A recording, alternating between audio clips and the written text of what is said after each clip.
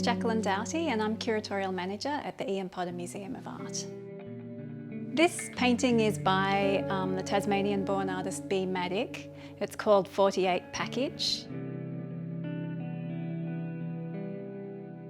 And it came about after a visit to New York in 1977. She was lucky enough to see an exhibition by the iconic US artist Jasper Johns at the Whitney and was so inspired by seeing his work in the flesh.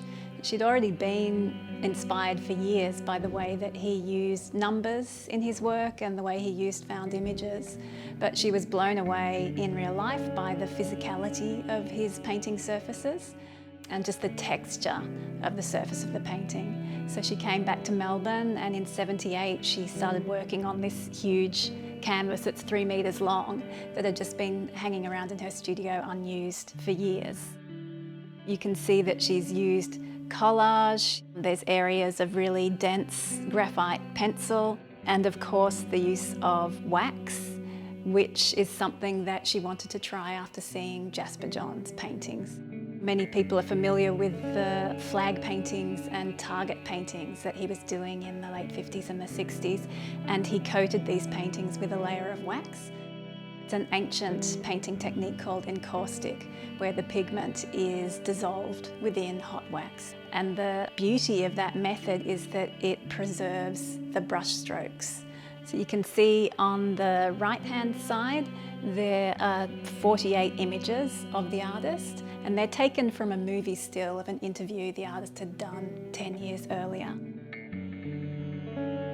Then on the left-hand side, there's a really beautiful, evocative text. Maddock was really well known for the way she used text in her work, and it came out of a strong interest in philosophy.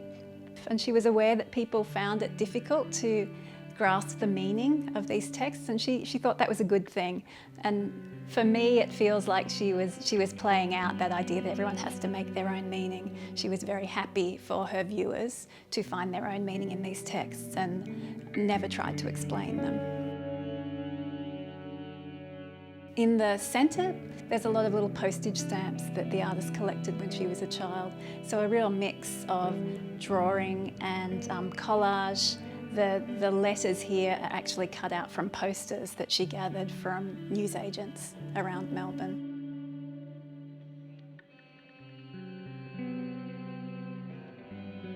The image of her face has been scored over with pencil, and she spoke about that as a way to try and subdue the image. It feels like a really beautiful kind of self-effacing, self-deprecating gesture from an artist who was known to be a very quiet, private person who really preferred just to hide away in her studio.